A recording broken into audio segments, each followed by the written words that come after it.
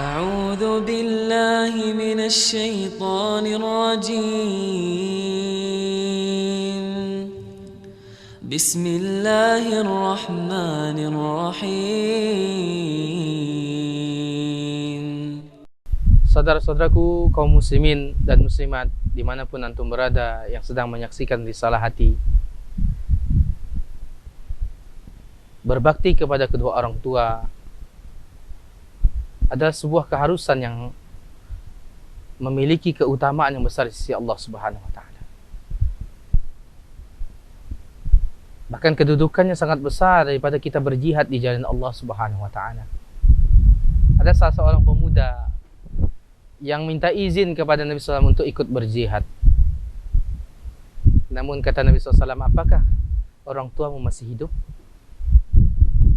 Hayyun walidan. Orang tuamu masih hidup? Naam ya Rasulullah. Kemudian kata Nabi SAW, idhab, pergi kamu ilaihima, kepada keduanya,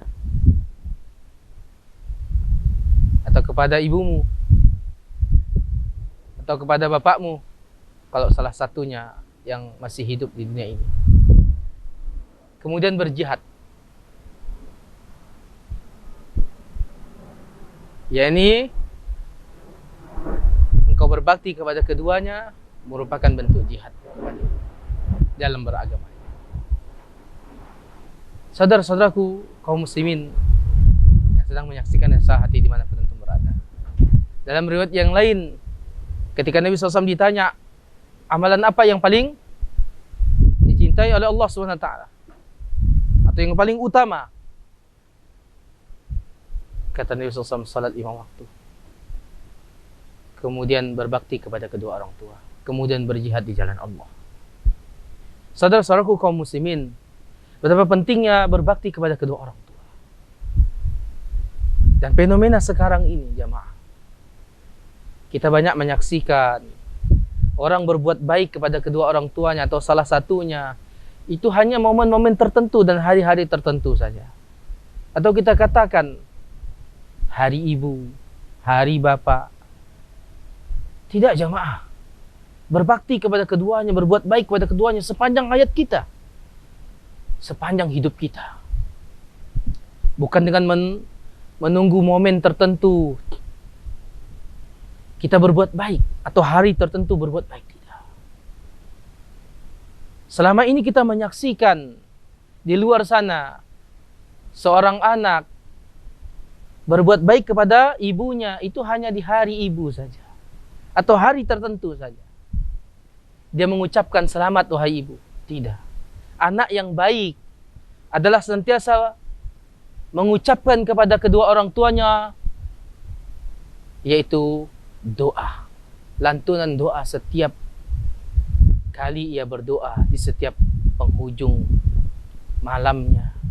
Berdoa, apa yang diucapkan untuk kedua orang tuanya? Rabbighfirli wa liwalidayya warhamhuma kama rabbayani shaghira.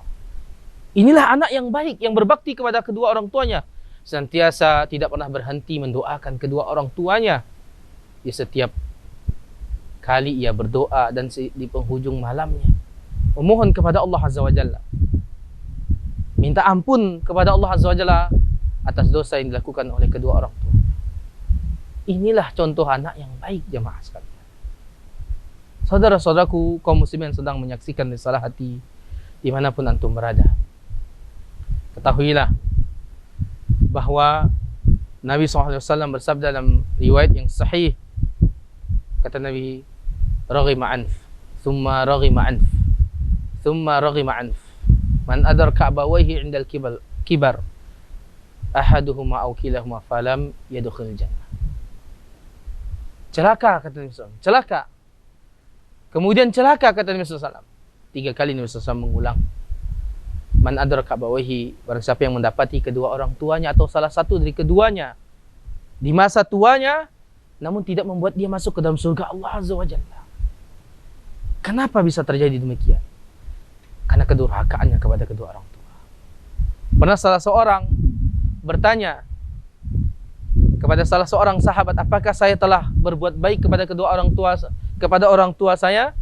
Karena di masa tuanya saya telah mengurusinya, memberikan dia makan, menyuapinya, memandikannya, membersihkannya saat buang air.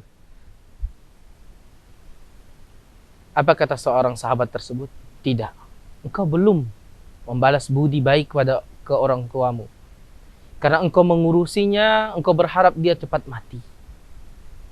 Sementara kedua orang tuamu mengurusmu di saat engkau lahir ke dunia ini, itu berharap engkau hidup. Saudara-saudaraku kaum muslimin sedang menyaksikan Nasehat Hati dimanapun antum berada.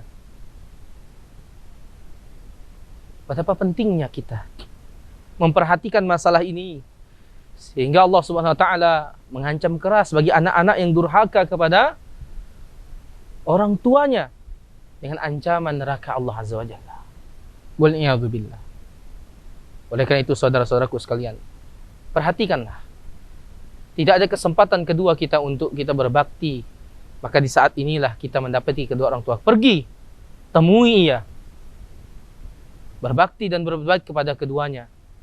Disitulah jalan mudah kita untuk masuk ke dalam surga Allah. Kita kembali setelah jedah yang berikut ini. A'udzu billahi minasy syaithanir rajim. Bismillahirrahmanirrahim.